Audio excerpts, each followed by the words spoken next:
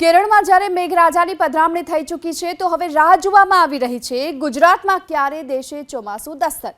એવામાં મેઘરાજાની રાહ જોતા ખેડૂતો માટે ખુશખબર છે। હવામાન વિભાગે આગાહી કરી છે કે ગુજરાતમાં 2 દિવસ વહેલું બેસશે ચોમાસું।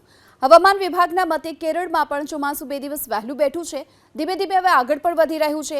એવામાં ગુજરાતમાં આવતા અઠવાડિયાથી તો પ્રી મોન્સૂન એક્ટિવિટીની શરૂઆત પણ થઈ જશે। ખાસ કરી દક્ષિણ ગુજરાતમાં વરસાદની શરૂઆત થશે, જે મુજબ આજે વહેલી સવારથી જ વરસાદી માહોલ જોવા મળી રહ્યો છે। જોકે હવે બાદમાં વિધિવત રીતે આ ચોમાસું બેસશે। આ વર્ષે જોકે ચોમાસું સારું રહેશે એ પ્રકારનું અનુમાન છે। ત્યારે હવામાન નિષ્ણાંત અમરલાલ પટેલે પણ આગાહી કરી છે કે આગામી દિવસોમાં વંટોળ સાથે ધૂળની ડમરીઓ ઉડશે।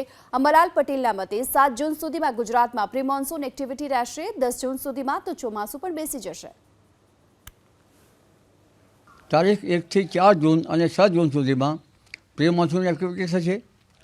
ભારે આંધી વંટોળ સાથે રાજ્યના ભાગોમાં કોઈ ભાગમાં વરસાદ કે છાંટા પડવાની શક્યતા રહેશે। ખાસ કરીને દક્ષિણ ગુજરાતના ભાગો, આહવાના વલસાડના ભાગો અને દક્ષિણ ગુજરાતના ભાગોમાં ગાજવીજ સાથે વરસાદ થવાની શક્યતા રહેશે। કેટલાક ભાગમાં રોહિણી રહેશે તો કેટલાક ભાગમાં રોહિણી દાઝવાની પણ શક્યતા ગણી શકાય।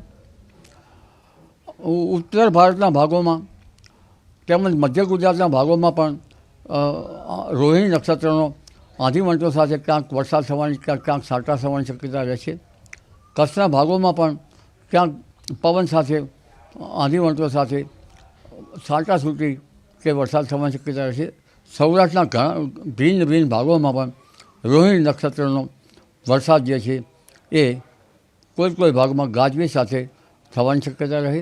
કોઈ ભાગમાં આંધી વંટોળનું પ્રમાણ રહેશે।